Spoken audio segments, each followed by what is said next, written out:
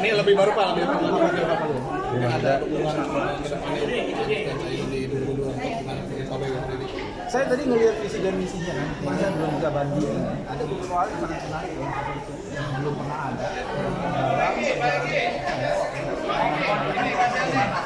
misalnya ada agro maritim itu kan sesuatu yang baru, mengkombinasikan antara sumber daya alam dan sumber daya laut sebagai bagian dari kualitas pembangunan. Konsentrasi pada kedaulatan air. Coba nih, air kan dianggap penting.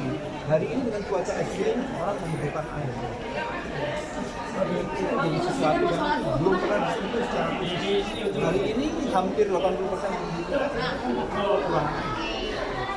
Dan itu jadi sesuatu. Jadi ada hal-hal yang sangat mendasar dari sekedar dana-dana abadi. Itu sesuatu yang sangat korupsi. Anies sering bilang kalau dia jadi presiden bakal miskinkan para koruptor hukumannya. Itu ada di sini. Ada 3 isu penting dalam penanganan korupsi. Bagian yang pertama, ini koalisi yang berani menetapkan CPI, Corruption Perception Index, selama 5 tahun ke depan. Dia akan naik antara 10 dan 12 poin. Jadi Pak Jokowi ini kan defisit dari 30 ke 34. Itu defisit menurut dua nanti itu akan meningkat 10 sampai 12 poin. Itu satu yang menarik. Terus yang kedua, yang menarik juga, dia mau menerapkan fokus prioritas sektor yang mau ditangani. Satu, sumber daya alam, kedua infrastruktur, ketiga alusista, tiga terus keempat BUMN, ada 5, satu lagi apa saya lupa. Artinya karena korupsi itu luar biasa dan sebagainya, maka harus ada prioritas fokus di mana mau diletakkan seluruh sumber daya untuk melawan korupsi. Nah, itu yang menurut saya menarik. Tapi ini menjadi alasan Pak Anies. Alasannya kan bukan hanya itu, Bos.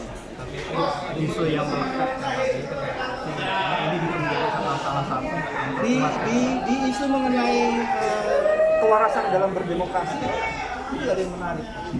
Partai lain, ekonomi lain, koalisi lain tidak berani bicara soal isu fundamental di dalam konteks politik. Apa itu? Pemerintah akan memberikan dana bagi partai supaya partai mempunyai dana sendiri untuk mengelola partai. Supaya partai itu sekarang kebingungan mengelola dana. Itu kan mengurangi high cost politik. Nah itu yang strategi program yang sangat mendasar yang menurut saya itu menjadi menarik untuk melakukan perubahan. Jadi dengan alasan-alasan itu Pak Jokowi akan berniat masuk dalam timnas. Kan yang kalau soal itu kan tinggal mereka yang meminta apa enggak gitu kan. Jadi kalau diajak bagaimana Pak? Kalau diajak kita pertimbangkan. Bang, terkait dengan Pak belum lah.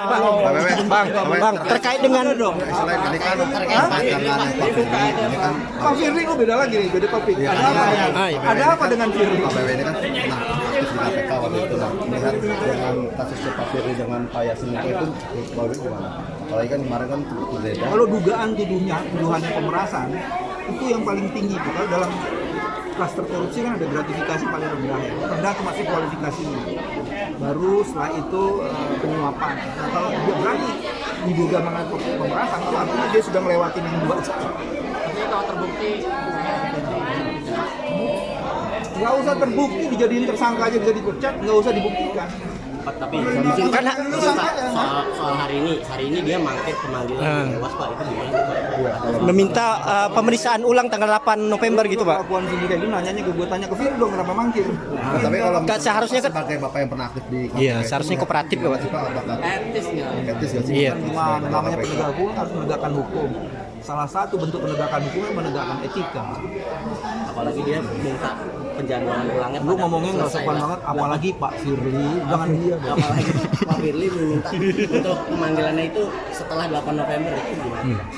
Pantas nggak dia Dewas sudah mengatakan karena Selama ini Dewas memanjakan dia sih. Jadi kalau dia punya kelakuan kayak gitu ya itu adalah pukulan balik pada Dewas. Maksudnya Dewas keras dan tegas dari awal. Sama ini Pak Firly, Pak apa Pak? satu lagi Penonaktifan belum? Udah naik sidik soalnya.